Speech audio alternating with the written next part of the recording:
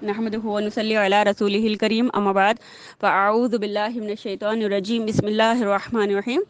سبھی ساتھی اللہ رب العزت کی جانب متوجہ ہو جائیں، قلبی طور پر دل سے دنیاوی فکر و غم کو دور کریں، صرف اور صرف آخرت کی فکر کو لے کر کے بیٹھیں۔ ان مجلسوں میں جڑنے کا مقصد ہمارا صرف اللہ کی رضا ہو۔ ابھی بتایا نا کہ جو بھی نیت ہوگی وہی ملے گا، ٹھیک ہے؟ تو ہم اللہ کو راضی کرنے کے لیے آئے ہیں، سیکھنے کے لیے آئے ہیں، اس کو سیکھ کر عمل کرنے کی نیت سے بیٹھے ہیں، اور انشاءاللہ تعالیٰ اسے پھر دوسروں تک پہنچانے کی نیت سے بھی بیٹھے۔ نیتیں تو کر لیا کریں، نیت کرنے میں تو کچھ نہیں جاتا، نیت کر لیں، باقی اللہ تبارک و تعالیٰ آپ کی مدد کرنے والا ہے۔ جب آپ نیت کرو گے تو انشاءاللہ جیسے یہ لڑکیاں سب کام کر رہی ہیں اسی طرح اللہ تعالیٰ آپ کے لیے بھی ذریعہ بنائے گا انشاءاللہ تعالیٰ۔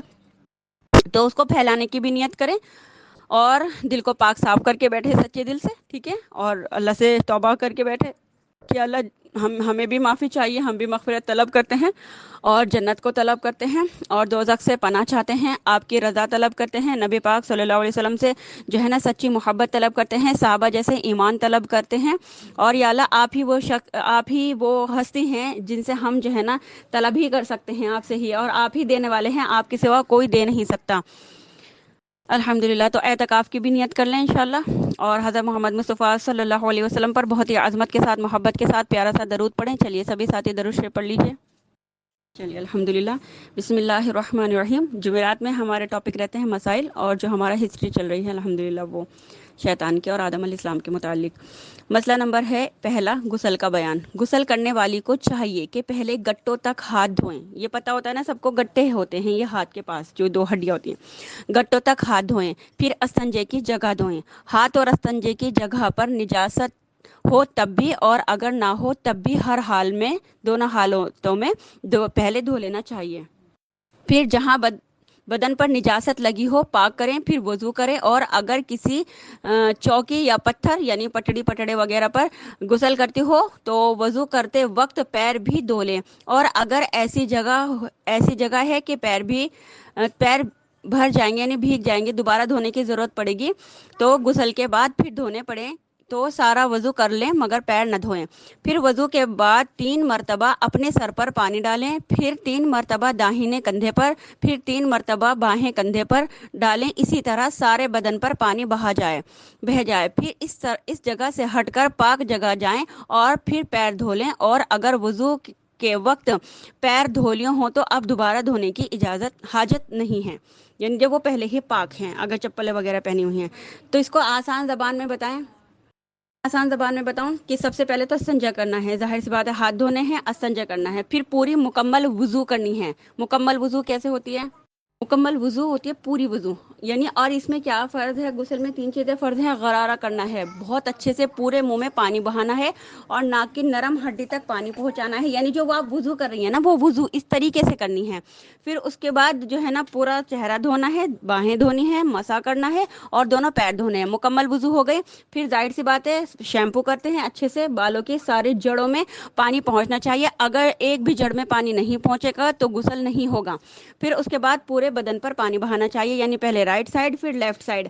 اچھا، جو اور الگ الگ طریقے سے غسل ہمارے یہاں رائج ہے، مطلب کوئی کسی طریقے سے کرتا ہے، جیسے پہلے آدھا دھڑ پاک کریں، پھر لوٹے سے ہی غسل کریں، یہ ساری چیزیں جو فرض ہیں اگر وہ ادا ہو گیا تو غسل ہو جائے گا، ٹھیک ہے؟ تو ہاں بس یہ ہے کہ جب لوٹے سے غسل کرتے ہیں تو پانی زیادہ ضائع نہیں ہوتا، زیادہ استعمال نہیں ہوتا، کم سے ہی کام ہو جاتا ہے الحمدللہ۔ تو مسئلہ نمبر دوسرا ہے، پہلے سارے بدن پر اچھی طرح ہاتھ پھیر لیں، تب پانی بہائیں تاکہ سب کہیں اچھی طرح پانی پہنچ جائے، کہیں سوکھا نہ رہے۔ مسئلہ نمبر 3 ہے، غسل کا طریقہ جو ہم نے ابھی بیان کیا ہے سنت کے موافق ہے۔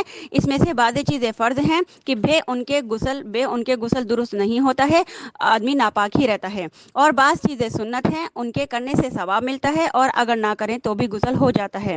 فرض فقط 3 چیزیں ہیں، اس میں اسی طرح کیسے کلی کریں کہ سارے منہ میں پانی پہنچ جائے۔ دوسرا فرض ہے ناک میں پانی ڈالیں کہ جہاں نرم نرم گوشت ہے وہاں تک پانی پہنچ جائے۔ تیسرا یہ کہ پورے بدن پر پانی پہنچائیں۔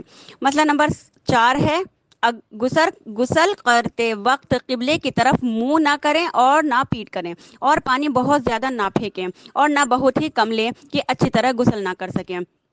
اور ایسی جگہ غسل کریں کہ اس کو کوئی دیکھ نہ سکے، اور غسل کرتے وقت باتیں نہ کریں، اور غسل کے بعد کسی کپڑے سے اپنا بدن پونچھ ڈالیں، اور بدن ڈھکنے میں بہت جلدی کریں، یہاں تک کہ اگر وضو کرتے وقت پیر نہ دھوئے ہوں تو غسل کی جگہ سے ہٹ کر پہلے اپنا بدن ڈھانک لیں، پھر دونوں پیروں کو دھو لیں، یعنی جسے باہر آ کے دھو لیتے ہیں نا، اس طریقے سے۔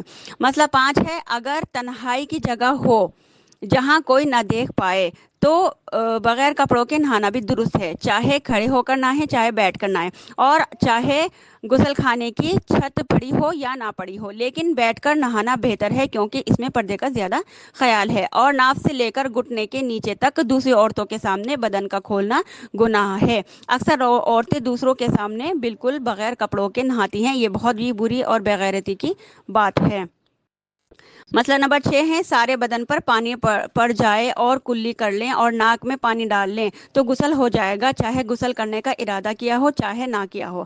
اگر پانی برستے میں یعنی بارش میں ٹھنڈی ہونے کی غرض سے کھڑی ہو گئیں یا حوض میں گر پڑیں اور سب بدن بھیگ گیا اور کلی بھی کر لی اور ناک میں پانی بھی ڈال لیا تو غسل ہو گیا۔ اسی طرح غسل کرتے وقت کلمہ پڑھنا یا پڑھ کر پانی پر دم کرنا بھی ضروری نہیں، چاہے کلمہ پڑھیں یا نہ پڑھیں، ہر حال میں آدمی پاک ہو جاتا ہے، بلکہ نہاتے وقت کلمہ یا اور کوئی دعا پڑھنا بہتر نہیں، اس وقت کچھ نہ پڑھیں۔